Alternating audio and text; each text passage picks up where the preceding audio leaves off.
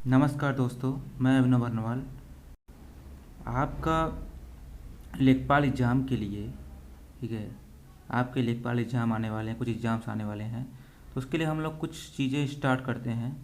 पहले हम लोग हिस्ट्री स्टार्ट करते हैं। हिस्ट्री को हम बिल्कुल स्टार्टिंग पॉइंट से स्टार्ट करते हैं। जैसे महेश बड़वाल की बुक है, उसको मैं आपको आज से स्टार्ट करता हूँ, ठीक है। हो सकता है कुछ आपको लाभ मिल जाए इससे, ठीक है। जैसे ऐतिहासिक स्रोत, ठीक है, इतिहास का ऐतिहासिक स्रोत क्या होता है उसके बारे में बताया गया है। पुरातात्विक स्रोत क्या होता है? टीला धरती की सतह के उस उभरे हुए भाग को कहते हैं जिसके नीचे पुरानी बस्तियों के अवशेष विद्यमान हैं। ये कई प्रकार के हो सकते हैं, जैसे एकल सांस्कृतिक, मुख्य सांस्कृतिक और बहुसांस्कृतिक। टीले की खुदाई दो तरह से की जा सकती है, अनुलंब और क्षैतिज। अनुलंब उत्खनन का अर्थ सीधी खड़ी लंबवत खुदाई करना है, जिसमें कि विभिन्न संस्कृतियों का कालक्रमिक इतिहास उद्घाटित हो सके। क्षैतिज उत्खनन का तात्पर्य पूरे टीले की या उसके बृहद भाग की खुदाई से है। इस प्रकार की खुदाई से हम उस स्थल के काल विशेष की संस्कृति का पूर्ण अनुमान लगा सकते हैं। पश्चिमोत्तर भारत में हुए उत्खननों से ऐसे नगरों का पता चलता है जिनकी स्थापना लगभग 3500 ईसा पूर्व में हुई थी। उत्खननों से हमें गंगा की घाटी में विकसित भौतिक संस्कृति के विषय में भी जानकारी मिली है कि उस समय के लोग किस प्रकार की बस्तियों में रहते थे, उनका ढांचा कैसा था, वे किस प्रकार के मृत भांड उपयोग में लाते थे, किस प्रकार के घरों में रहते थे, भोजन में किन अनाजों का उपभोग करते थे और किस प्रकार के औजारों का तथा हथियारों का उपयोग करते थे।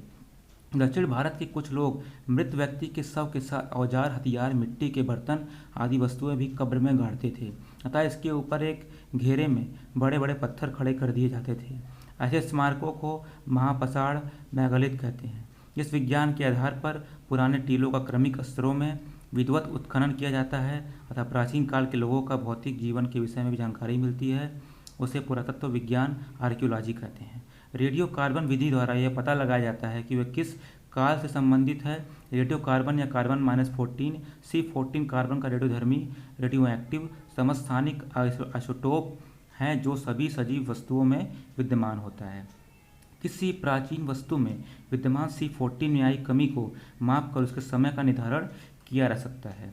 पौधों के अवशेषों का परीक्षण कर विशेषतः पराग के विश्लेषण द्वारा जलवायु व वनस्पति का इतिहास जाना जाता है।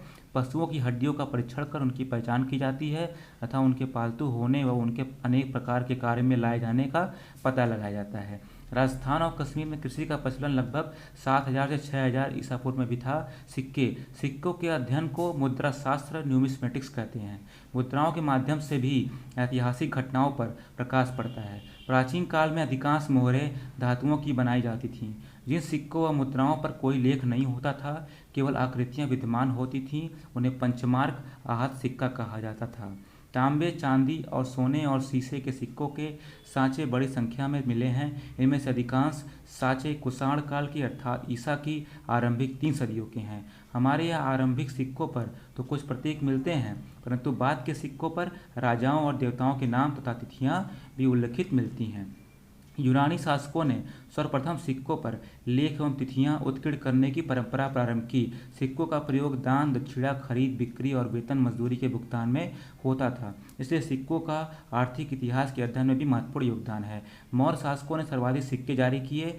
सबसे अधिक सिक्के जो हैं मौर्योत्तर काल में मिले हैं, जो विशेषतः शीशे, पोटीन, तांबे, कांसे, चांदी और सोने से निर्मित हैं।